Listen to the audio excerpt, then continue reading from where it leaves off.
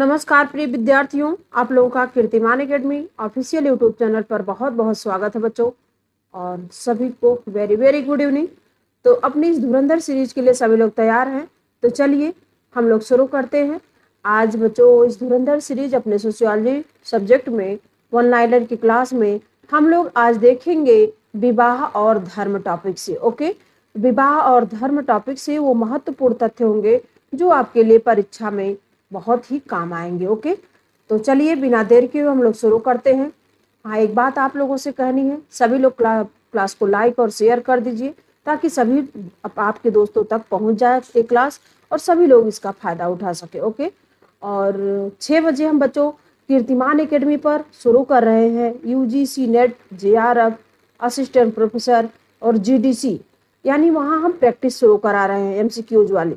तो आप लोग उसमें जरूर जुड़िए। जितने भी प्यारे विद्यार्थियों को यूजीसी नेट जेआरएफ देना है, साथ में असिस्टेंट प्रोफेसर देना है या जीडीसी देना है, उनके लिए बहुत ही इंपॉर्टेंट क्लास हुई। तो उस वाले चैनल पर यानी कीर्तिमान एकेडमी पर हम शाम 6 बजे पर डे प्रैक्टिस कराएंगे। तो जिसकी भी जरूरत हो, जिसकी ना भी जरूरत, क्योंकि उसमें डेप्थ में क्वेश्चन पूछे जाते हैं जो आपके लिए जीआईसी और पीजीटी में भी काम आएंगे। ओके, तो चलिए इसकी जानकारी मैंने दे दिया। अब आप लोग 6 बजे जुड़ेंगे और हम लोग शुरू करते हैं इस अपनी क्लास को।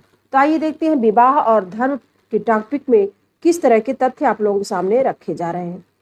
तो देखिए, विवाह के बारे में क्या है। विवाह, परिवार, विवाह क्या है, परिवार से इसका क्या नाता है, परिवार में इसका कितना बड़ा रोल होता है और विवाह कितने प्रकार के होते हैं, ये सारी जानकारियां होंगी। विवाह के बारे में कौन समाजशास्त्री क्या कहा है, सब आपको ये तथ्य मिलेंगे। तो विवाह बच्चों, विवाह विवाह और परिवार का सघन अध्ययन किसने किया है? तो विवाह और परिवार का सघन अध्ययन के.एम. कपाड़िया ने किया है। किसने किया है? के.एम. कपाड़िया ने किया बच्चों, विवाह और परिवार का सघन अध्ययन। अगला पॉइंट है कि वह सामाजिक संस्था है जो यौन संबंधों को नियमितता एवं वैधता प्रदान करते हुए उनसे उत्पन्न संतानों को समाज में उचित स्थान दिलाती है। तो वह सामाजिक संस्था कौन है बच्चों? तो वह है, क्या है? विवाह है। विवाह है बच्चों वह सामाजिक संस्था। वह सामाजिक संस्था क्या है? विवाह है। ओके, अगला पॉइंट है कि 250 समाजों का अध्ययन करके विवाह के उद्देश्यों को स्पष्ट किया है। तो 250 समाजों का अध्ययन करने के बाद विवाह के उद्देश्य को किसने स्पष्ट किया है? तो यह उद्देश्य को स्पष्ट किया है जेपी मर्डॉक ने। जेपी मर्डॉक ने बच्चों 250 समाजों का अध्ययन करके विवाह के उद्देश्यों को स्पष्ट किया है। अगला पॉइंट है कि किसी समाज में विवाह का स्वरूप अंततः निश्चित होता है।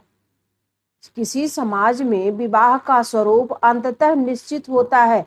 किस रूप में निश्चित होता है? तो वह जनसंख्या में लिंगों के अनुपात द्वारा निश्चित होता है। जनसंख्या में लिंगों के अनुपात द्वारा बच्चों यह स्वरूप निश्चित होता है। ओके, विवाह का स्वरूप। अब आइए अगले पॉइंट को देखते हैं। इसमें क्या कहा जा रहा है कि विवाह को बच्चों के प्रजनन एवं रख रखाव हेतु एक समझौता कहा है। तो विवाह को बच्चों के प्रजनन एवं रख रखाव हेतु एक समझौता किसने कहा है? तो मैल्लोस्की ने कहा। किसने कहा है? मैल्लोस्की ने कहा। ओके, अगला पॉइंट है कि विवाह रूपी संस्था की उत्पत्ति में महत्वपूर्ण, क्या महत्वपूर्ण नहीं बच्चों? तो लिव इन रिलेशनशिप महत्वपूर्ण नहीं है। कहाँ? विवाह रूपी संस्था की उत्पत्ति में लिव इन रिलेशनशिप को कोई स्थान नहीं दिया गया। ओके बच्चों, इसलिए हमारे समाज में ये मान्य नहीं है। ओके, अगला पॉइंट है कि विवाह शिशु उत्पादन एवं अनुरक्षण हेतु एक अनुबंध है। यह परिभाषा किसके द्वारा दी गई है? तो यह परिभाषा दी गई बच्चों मैल्लोस्की द्वारा। किसके द्वारा? मैल्लोस्की द्वारा दी गई। ओके, अगले पॉइंट में क्या कहा जा रहा है कि विवाह बीमार आत्माओं के लिए एक अस्पताल है। विवाह बीमार आत्माओं के लिए, विवाह बीमार आत्माओं के लिए एक अस्पताल है। ऐसा कथन किसने दिया है? तो लूथर ने दिया बच्चों। किसने दिया? लूथर ने दिया है। ओके, अगले पॉइंट में यह कहा है कि विवाह नातेदारी का स्रोत है, तो यह किसने कहा है कि विवाह नातेदारी का स्रोत है बच्चों? तो वी मैलोस्की ने यह बात कही है। ओके, मैलोस्की का कहना है कि विवाह नातेदारी का स्रोत होता है। ओके, अब आइए अगले पॉइंट को देखते हैं। अब देखिए इस पे क्या कहा जा रहा है कि विवाह स्वयं में एक संस्था है, प्रथा नहीं। यह कथन किसका है? तो यह आर.एम. मैकाइबर एवं सी.एस. पेज का कथन है। ओके बच्चों, मैकाइबर और पेज का कथन है कि विवाह स्वयं में एक संस्था है, प्रथा नहीं, ऐसा कहना है मैकाइबर और पेज का। ओके, अगला पॉइंट है विवाह एक विवाह है, रहा है और रहेगा केवल एक सही विवाह का प्रकार। यह कौन मानता है? तो वी मैलोस्की मानता है, वी मैलोस्की मानता है। ओके, अगला पॉइंट है विवाह का उद्गम परिवार में है, ना कि परिवार का विवाह में। यह बात किसने कही है? तो इसको कहा है वेस्टरमार्क ने, वेस्टरमार्क ने कहा है। ओके, अगला पॉइंट है विवाह नियमित यौन संबंधों से कुछ अधिक है। विवाह नियमित यौन संबंधों से कुछ अधिक है, यह बात किसने कही है? तो इसको भी कहा है वेस्टरमार्क द्वारा कहा गया। ओके, अब आइए अगले पॉइंट को देखते हैं कि समाजशास्त्रीय परिप्रेक्ष्य के अनुसार विवाह का अध्ययन आधारित है। किस पर आधारित है बच्चों विवाह का अध्ययन? तो भूमिकाओं की व्यवस्था पर आधारित है विवाह का अध्ययन। भूमिकाओं यानी शादी होने के बाद सबकी अलग अलग भूमिकाएं होती है, वही बात की जा रही है भूमिकाओं की व्यवस्था पर। ओके, अगला पॉइंट है कि विवाह अति वैयक्तिक प्रकार की व्यक्तिगत संतुष्टि का उपकरण मात्र नहीं, बल्कि एक सामाजिक क्रियाविधि भी है, जिससे सामाजिक दृढ़ता को पोषित करने हेतु रचा गया है। विवाह के संबंध में यह कथन किसने कहा बच्चों? यह कथन किसका है? तो यह मजुमदार एवं मदान का कथन है, मजुमदार और मदान का कथन है। ओके, अगले पॉइंट में पिता की बहन की पुत्री के साथ विवाह क्या है? पिता की बहन की पुत्री के साथ विवाह क्या है बच्चों? तो पैटर्नल क्रॉस कजिन मैरिज हो जाएगा, पैटर्नल क्रॉस कजिन मैरिज इसे कहा जाएगा। ओके, अब आइए आगे देखते हूँ कि देवर विवाह संपन्न होता है जब एक पुरुष विवाह करता है। देवर विवाह कब संपन्न होता है? जब एक पुरुष विवाह करता है। तो अपने मृत भाई की विधवा पत्नी से जब विवाह होता है तब वह देवर विवाह होता है। ओके बच्चों, अगले पॉइंट में लेवीरेट विवाह क्या है? तो दिवंगत पति के भाई के साथ विवाह ही लेवीरेट विवाह होता बच्चों। ओके, अगला पॉइंट है लेवीरेट से क्या बोध होता है? लेवीरेट का मतलब कि मृत पति के भाई और उसकी विधवा स्त्री में विवाह ही लेवीरेट कहलाता। ओके, देवर विवाह तथा शाली विवाह किसका उदाहरण है? तो अधिमान्य विवाह का उदाहरण हो जाएगा। ओके, सोरोरेट विवाह क्या होता बच्चों? तो मृत पत्नी की बहन और विधुर पुरुष के बीच जो होता है वही सेरोरेट विवाह होता बच्चों। सोरोरेट विवाह मृत पत्नी की बहन यानी शाली और विधुर पुरुष के विवाह ही सोरोरेट विवाह कहा जाता है। ओके, अगला पॉइंट है विवाह के प्रकार का स्वरूप विश्व में कहीं नहीं पाया जाता है। तो किस तरह के विवाह का स्वरूप? समूह विवाह का स्वरूप विश्व में कहीं नहीं पाया जाता। ओके, अब आइए आगे देखती हूँ कि विवाह का वह स्वरूप जिसमें एक व्यक्ति कई स्त्रियों से विवाह करता है, ऐसा विवाह क्या कहलाता है? ऐसे विवाह को बच्चों बहुपत्नी विवाह कहा जाता है। एक पुरुष कई स्त्रियों से जब विवाह करेगा तो वह बहुपत्नी यानी ढेर सारी पत्नियां हो जाएंगी, तो बहु का यानी बहुत ज्यादा होता है, तो इसलिए उसे बहुपत्नी विवाह कहा जाता है। अगला पॉइंट है भारत के जौनसार बावर की खस जनजाति में विवाह की पद्धति, कौन सी विवाह पद्धति प्रचलित है बच्चों खस जनजाति में? तो यहाँ बच्चों जौनसार बावर की खस जनजाति जो है उनमें जो विवाह पद्धति है वह बहुपत विवाह पद्धति प्रचलित है बच्चों। ये भारत की जनजातियां हैं, इनमें बहुपत विवाह पद्धति प्रचलित है। ओके, बहुपत विवाह का अर्थ क्या होता है? बहुपत विवाह का अर्थ बच्चों तो एक स्त्री एक समय में एक से अधिक पुरुषों से विवाह करती है तो ऐसे विवाह को बहुपति कहा जाता है। ओके, अगला पॉइंट, जब एक स्त्री के एक समय में एक से अधिक पति हो तो उसे क्या कहेंगे? तो बच्चों उसे ही बहुपति विवाह कहेंगे। क्या कहेंगे? उसे ही बहुपति विवाह कहा जाएगा। अब आइए आगे देखते हैं, आगे क्या कहा जा रहा है कि द्रौपदी का पांडवों से विवाह किसका उदाहरण हो सकता है? अब बताइए, तो आपको पता होगा द्रौपदी का पांडवों से विवाह उदाहरण किसका होगा? तो भ्रातृक बहुपति विवाह हो जाएगा बच्चों। ऐसे विवाह को भ्रातृक बहुपति विवाह कहा जाता है। ओके, अगला पॉइंट है, उत्तर प्रदेश के बुलंदशहर जिले के गुर्जरों में प्रचलित बहुपति विवाह का अध्ययन किसने किया है? तो बच्चों ये गुर्जरों का प्रचलित जो बहुपति विवाह है बुलंदशहर का उत्तर प्रदेश में, इसका अध्ययन विलियम क्रुक ने किया। किसने किया है? विलियम क्रुक ने किया। ओके, अब आइए कुछ कथन और कारण के आधार पर है। कथन ए में कहा जा रहा है कि निकटाभिगमन निषेध सार्वभौमिक रूप से पाए जाते हैं। निकटाभिगमन निषेध सार्वभौमिक रूप से पाए जाते हैं। कारण है कि निकटाभिगमन निषेध का कारण निकट संबंधियों के बीच यौन संबंधों के लिए प्राकृतिक अरुचि का होना।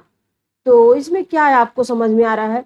इसमें बच्चों ए तो सही है लेकिन आर गलत है। जो तथ्य दिए जा रहे हैं कारण में यह सही नहीं है, इसलिए ए सही है और कारण गलत हो जाएगा। ओके, अब आइए आगे देखते हैं कि एकल विवाह प्रादुर्भाव पुरुषों और महिलाओं को वैवाहिक बंधन में बांधने के लिए नहीं बल्कि निजी संपत्ति की रक्षा के लिए हुआ था। यह बात किसने कही है? तो यह बात कहा है फ्रेडरिक एंजल ने, और सही भी है। आज के समय में आपको हर जगह हर परिवार में देखने को मिलेगा। ओके बच्चों, अब आइए देखते हैं अभिकथन ए और तर्क आर। अभिकथन ए क्या कह रहा है कि आधुनिक विवाह में विवाह की सामाजिक संस्था बहुत से परिवर्तनों से निकलती है। ओके, तो ये तो एकदम सही है। तर्क है कि भारतीय युवा पश्चिम के विचारों से प्रभावित हो रहे हैं। तो क्या ये आप सही मान रहे हैं? बिल्कुल सही बच्चों, यहाँ ए और आर दोनों सही है। आर ए का सही स्पष्टीकरण केवल नहीं है। ओके बच्चों, आर ए तथ्य दोनों सही है, कथन और कारण, लेकिन स्पष्टीकरण ए का आर नहीं कर रहा है, इसलिए व्याख्या सही नहीं हो रही है। इसलिए आपको कहा जा रहा है ना कि ए और आर दोनों सही, लेकिन आर ए की व्याख्या सही नहीं है। ओके, अब आइए अगले पॉइंट को देखते हैं कि बहुपति प्रथा एक निर्जातीय वर्णन की जिज्ञासा है। इस बात को किसने कहा है? तो जीपी मर्डॉक ने कहा है। जीपी मर्डॉक ने कहा है। ओके, अब यहाँ क्या कहा जा रहा है कि भ्राता भग्नी संतति विवाह का उदाहरण है बच्चों। तो भ्राता भग्नी संतति विवाह किसका उदाहरण है? कि एक आदमी का अपने माँ के भाई की पुत्री से विवाह करना भ्राता भग्नी संतति विवाह का उदाहरण हो जाएगा। ओके बच्चों, अब आइए आगे देखते हैं धर्म। धर्म हमारे समाज में, हमारे भारत में या पाश्चात्य देशों में धर्म की प्रथा किस तरह से है, यह आपको जानना समझना जरूरी है। और किस किस तरह के धर्म पाए जाते हैं, कौन किसको मानता है, कौन समाजशास्त्री किस धर्म के बारे में क्या कहा है, यह भी जानना जरूरी, क्योंकि धर्म से प्रश्न पूछे जाते हैं। ओके, तो आइए देखते हैं धर्म के बारे में कौन से वो तथ्य हैं। धर्म केवल सुनने अथवा मान लेने की चीज नहीं है। जब समस्त मन प्राण विश्वास एक हो जाए तब हम उसे क्या कहते हैं? धर्म कहते हैं। यह कथन किसका है? तो यह कथन बच्चों स्वामी विवेकानंद का। ओके, यह कथन स्वामी विवेकानंद का। ओके, अगले पॉइंट में कि एक धर्म में अनन्य तथा अद्वितीय मूल ग्रंथ नहीं है, तो वह धर्म है हिंदू धर्म बच्चों। ओके, अगले पॉइंट में धर्म आध्यात्मिक शक्ति में विश्वास है, यह किसने कहा है? तो यह बात कही है ईवी टायलर महोदय ने। ईवी टायलर का कहना है कि धर्म आध्यात्मिक शक्ति में विश्वास है। ओके, टायलर ने धर्म की व्याख्या किस रूप में की है? टायलर ने धर्म की व्याख्या किस रूप में किया है? इन्होंने तात्विक दृष्टिकोण के रूप में धर्म की व्याख्या किया है टायलर ने। अगला पॉइंट, धर्म अलौकिक शक्ति में विश्वास पर आधारित है जिसमें आत्मवाद और मानववाद दोनों सम्मिलित है। तो यह बात किसने कही है? तो यह कहा है हॉबेल महोदय ने। हॉबेल ने इस तथ्य को कहा है। अब आइए देखते हैं कि ईवी टायलर के दृष्टि में धर्म का सबसे पुराना स्वरूप क्या था बच्चों? तो ईवी टायलर के दृष्टि से धर्म का सबसे पुराना स्वरूप बच्चों जीवित सत्तावाद था। क्या था? जीवित सत्तावाद था। ओके। मैक्स मूलर का संबंध किससे है? तो प्रकृतिवाद से बच्चों। मैक्स मूलर का संबंध धर्म की उत्पत्ति के आत्मावाद का सिद्धांत को प्रतिपादित किया है। यानी आत्मावाद का सिद्धांत धर्म की उत्पत्ति के लिए किसने माना है, कहा है? तो ईवी टायलर ने कहा है धर्म आत्मावाद का सिद्धांत। अगला पॉइंट है टोटम का अर्थ क्या होता है बच्चों? टोटम का अर्थ क्या होता है?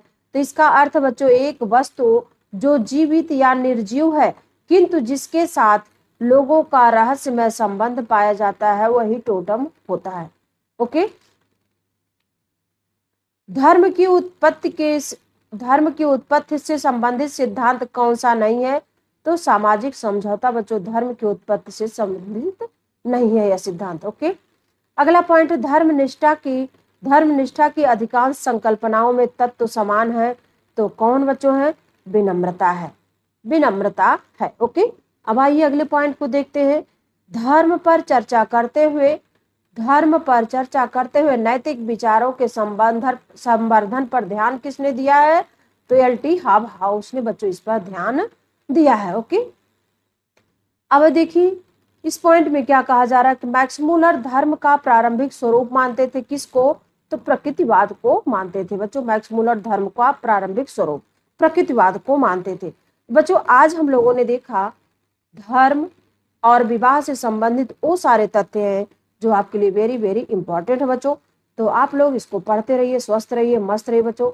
और हाँ, शाम 6 बजे मेरी इसी के बाद शाम 6 बजे से कीर्तिमान एकेडमी पर जीआईसी, नेट जेआरएफ और असिस्टेंट प्रोफेसर जीडीसी सभी को देखते हुए, यानी आपका पीजीटी जीआईसी ऑफिशियल कीर्तिमान एकेडमी ऑफिशियल पर चलेगा, लेकिन UGC, net JRF, assistant professor, GDC ये सारे क्लास प्रैक्टिस के रूप में बच्चों मिक्स प्रैक्टिस होगी। पीवाईक्यू, एमसीक्यू चलेंगे। ओके। तो उस पर शाम 6 बजे से हम शुरू कर रहे हैं कीर्तिमान एकेडमी पर। तो आप लोग उस पर जरूर जुड़िए और उसका फायदा उठाइए। क्यों? पीजीटी वालों, जीआईसी वालों के भी काम की वो क्लास होगी। क्यों? क्योंकि उसमें गहराई से तथ्य होते हैं। तो प्रश्न उसमें से भी बन सकता है, पूछा जा सकता है, उसी से बना के पूछा जा सकता है। तो आपका वहाँ रिवीजन भी हो जाएगा अच्छे से, गहराई से। ओके। और जिनको आगे चल के, वैसे मैं जून को टारगेट करके शुरू कर रही हूँ ताकि जून तक हमारा बहुत अच्छे से प्रैक्टिस हमारे सभी विद्यार्थी कर पाएँ और जून 2026 का जो यूजीसी नेट जेआरएफ है उसको आप अच्छे से पास कर पाएँ पहले ही प्रयास में। ओके बच्चों। तो हमारा यही उद्देश्य है कि आप लोग उस क्लास को ज्वाइन करें और उसका लाभ उठाएं, तभी आप जून क्वालिफाई कर सकते हैं जून में यूजीसी नेट। तो ठीक है बच्चों, तो इस क्लास को मैं यही समाप्त करती हूँ बच्चों। आप लोग पढ़ते रहिए, स्वस्थ रहिए, मस्त रहिए बच्चों। Bye bye, take care.